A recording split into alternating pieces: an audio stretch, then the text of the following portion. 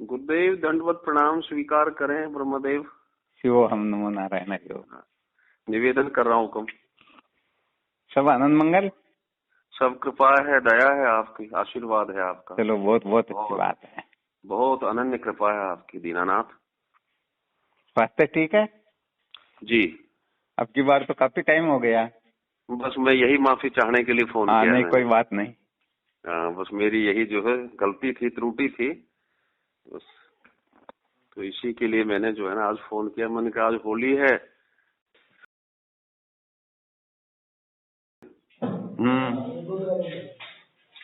गुरुदेव से जो है बात तो करूंगा। बहुत बहुत उत्तम बात, बहुत अच्छी बात है।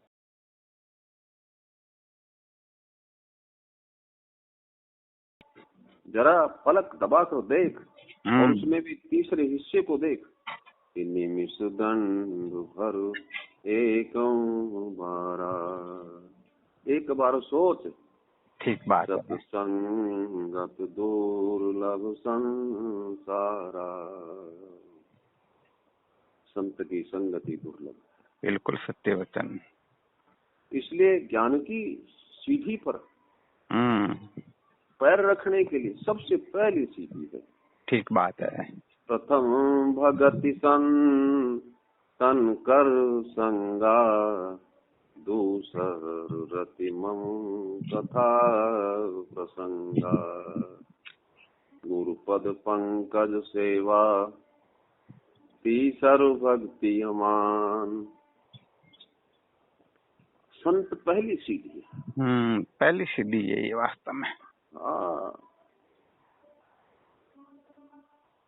संत मिलन सम को सुख नाही, संत मिलन सम को सुख नाही।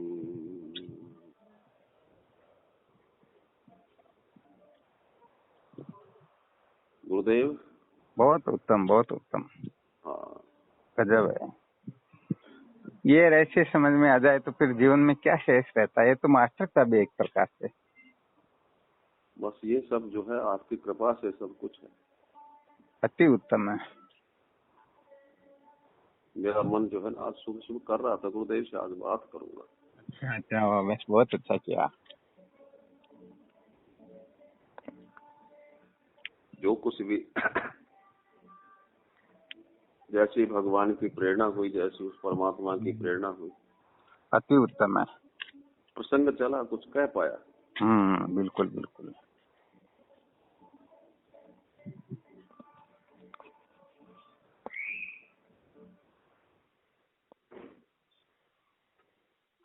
कुछ फरमाएं गुरुदेव। हाँ, वैसे देखा जाए तो सर्वप्रथम वेद शास्त्र संत व गुरुदेव इन चार का वैसे जो ठीक तरह से समझ लेता तो सत्य कहते हैं कि फिर कुछ जानना शेष रहता ही नहीं।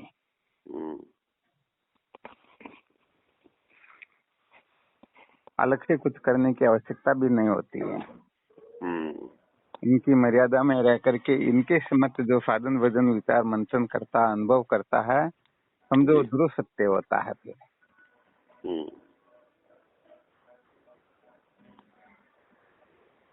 मना कल्पित कल्पना से ही तो साधक संसार अरण्य में भटकते हैं जी। और जब उनको वैदिक प्रमाण के अनुसार तत्वों का अनुसंधान यदि कोई करने लग जाए तो फिर सचमुच में कुछ शेष रहता ही नहीं।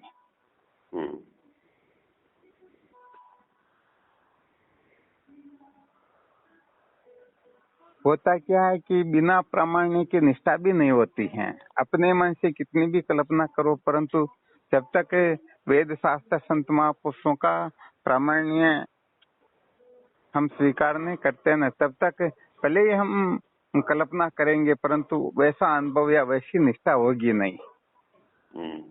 कुटस्थ निष्ठा तो तभी होती है जब हम वैदिक प्रमाण को परम प्रमाण समझ लेते हैं। वरना किसी भी कल्पना को हम जीवन का सार समझ करके वहीं अटके रहेंगे। तो वेद का जो प्रामाण्य है ये सर्वोत्कृष्ट है। सबसे ये कहने का मतलब एक प्रकार से सुप्रीम कोर्ट का आदेश ही समझो, एक प्रकार से।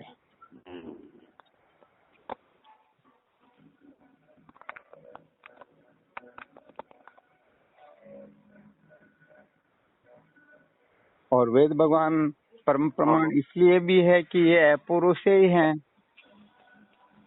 इनका उत्पत्ति विनाश नहीं होता। जैसे पिता के जन्म को पुत्र नहीं जान सकता है, तो यहाँ पर सृष्टि की उत्पत्ति से पहले क्या था तो वेद भगवान ही तो बता सकते हैं। बाकी ये दूसरे तो कोई थे नहीं कि वो बिल्कुल सटीक बात बताएं। बस इसीलिए वेद का प्रमाण जो ये परम प्रमाण होता है, ये किसी की अपेक्षा से प्रमाणित नहीं होता, प्रमाण नहीं होता।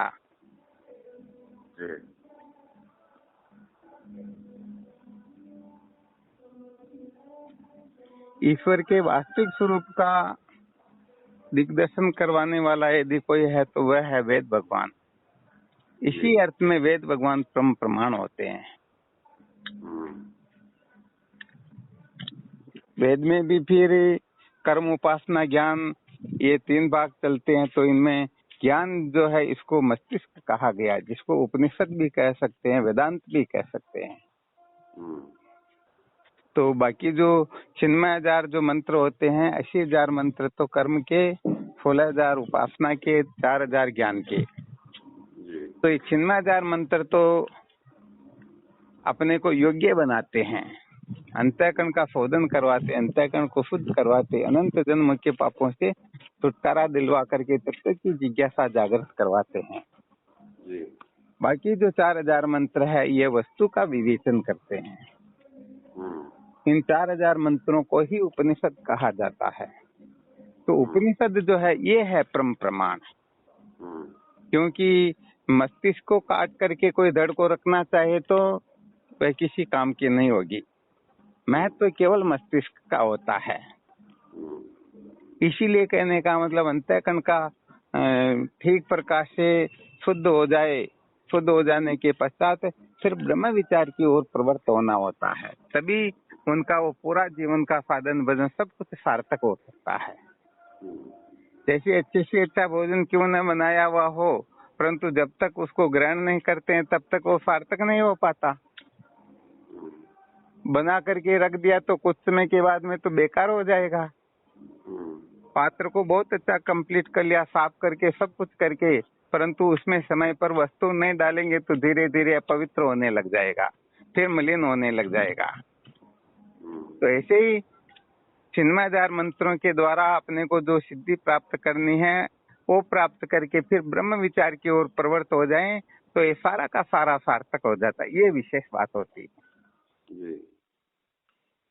इसीलिए फिर मैं कौन हूँ, परमात्मा क्या है, जगत क्या है, इस रहस्य को बहुत अच्छी तरह से समझना होता है।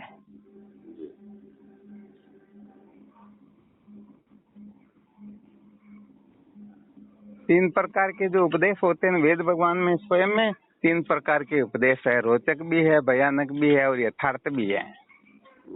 तो इनका प्रयोजन थोड़ा सा ठीक तरह से समझ लेना चाहिए कि भयानक रोचक उपदेश का तात्पर्य क्या है, वरना कल्याण तो यथार्थ उपदेश से ही होता है।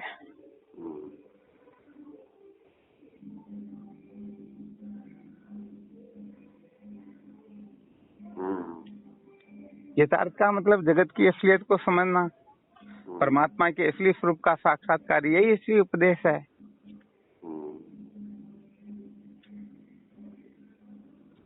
संसार में अधिकतर लोग केवल मात्र परिवर्तन करना चाहते हैं। बस थोड़ा अपने को इससे कष्ट दुख तकलीफ होती तो थोड़ा सा ऐसा परिवर्तन कर लेते हैं। एक तो दुखों से छूटना होता है, एक दुखों की मूल से छूटना होता है। तो दुखों से यदि कोई साधन करके छूट भी जाएंगे तो फिर हो जाएगा, परंतु दुखों की मूल से यदि छुटकारा प्राप्त कर ले तो फिर वह दुख कभी होगा ही नहीं। ये विशेष बात है। और दुखों की मूल से छूटने के लिए ही तत्व विचार की आवश्यकता होती है।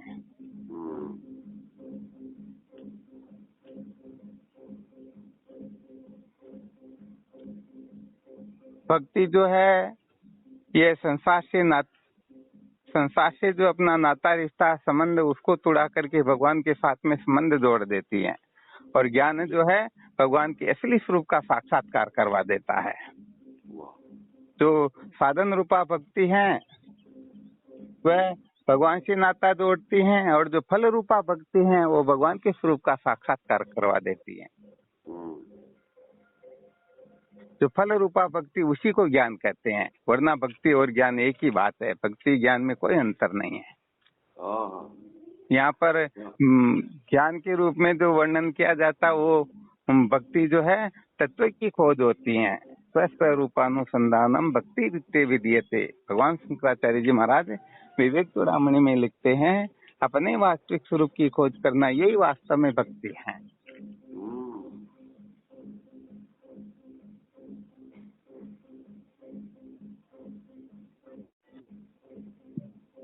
शास्त्रों में कहीं पर भक्ति से ज्ञान को श्रेष्ठ बताया गया और कहीं पर ज्ञान से श्रेष्ठ भक्ति को बताया गया।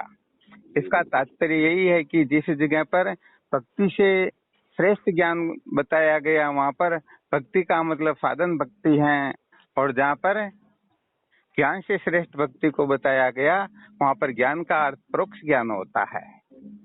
बहुत बहुत सुंदर बात, वाह, नाइस। तो ये तो ना समझी से ही बिखेड़ा होता है, वरना जीवन का वास्तविक लक्ष्य है विद्या के बंधन से छुटकारा। हमें साधनों में न अटकना, हमें फल को महत्व देना है। एन केन प्रकारेण जीवात्मा और परमात्मा के बीच में जो दीवार बनी हुई है वो दीवार कैसे ध्वंस हो, किस प्रकार से निवृत्त हो, बस यही साधक का मुख्य लक्ष्य होना चाहिए। जी,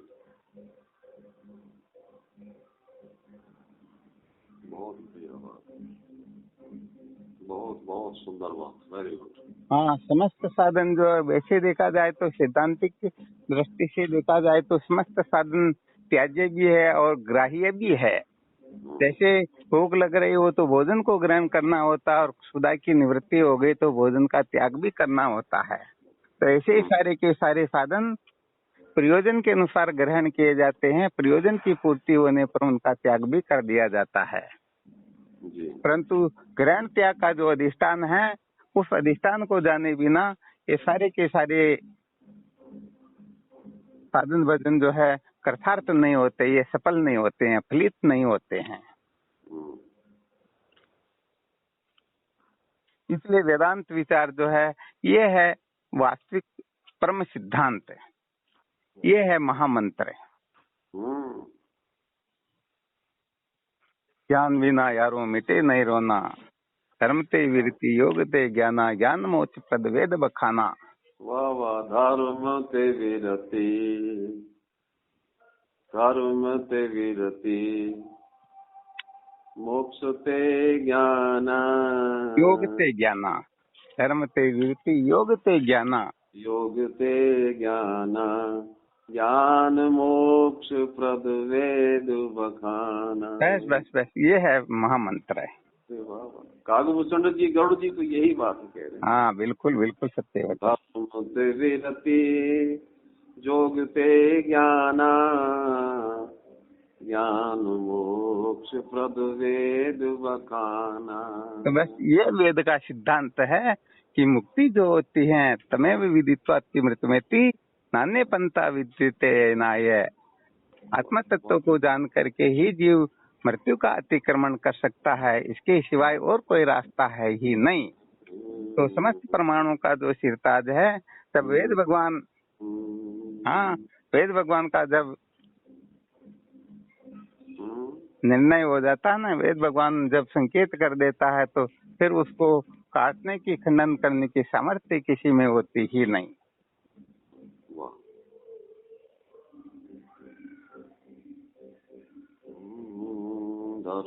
वेद को, वेद का प्रामाण्य, अरे वाह, बहुत सुंदर बात कह दी। वेद का प्रामाण्य स्वीकार कर लेने के पश्चात ही समस्त साधन ये शास्त्र आदि जो ये प्रमाणित हुआ करते हैं।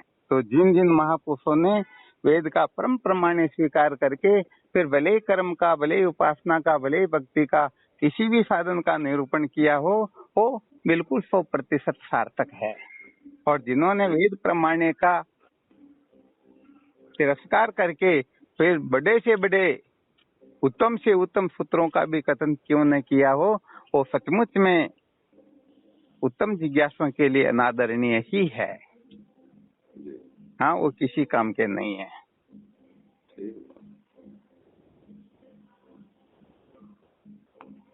तो यहाँ पर केवल और केवल मात्र वेद भगवान जो है वो ब्रह्म प्रमाण है। इस बात को जो अच्छी तरह से समझ करके फिर साधन भजन चाहे कुछ भी क्यों न करे, फिर भी वो अंततोगत्वा सत्य का साक्षात्कार करके निश्चित रूप से कृतार्थ हो जाते हैं। इसमें स्वप्न में भी संशय नहीं करना चाहिए।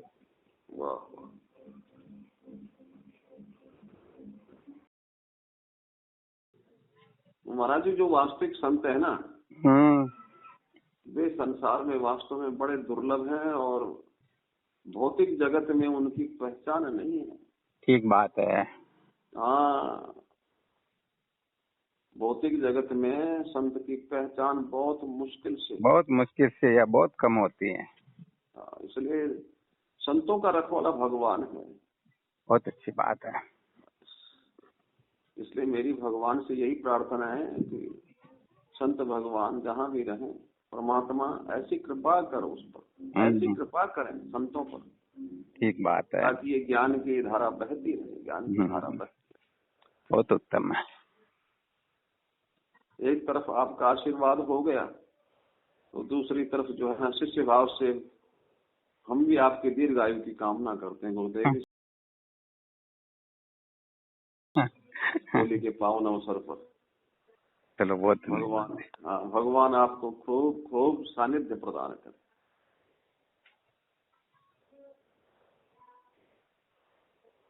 ऐसे संत भगवंत जिंदा रहे बस। बहुत उत्तम है। तो हम जैसे लोग भी कभी दुख सुख में जाकर पड़ तो जाएंगे, अरे चलो यार छोड़ जाए फालतू की बकवास में क्या, कहाँ कुछ करना है, चलिएगा वहाँ। गुरुदेव फिर आज तो फिर कृपा हो जाए, और आपका समय लिया मैंने। चलो, बहुत धन्यवाद, बहुत उत्तम है। मेरी ओर से एक बार पुनः दंडवत प्रणाम स्वीकार करें। नमो नारायण। कृपा रखें, दया रखें, सदा सानिध्य रखें आप अपना गुरुदेव। इस पावन अवसर पर मैं आपको फिर पुनः पुनः पुनः पुनः दंडवत प्रणाम करता हूँ। शिवोहम। नमो नारायण। जय हो गुरुदेव की जय। शिवोहम।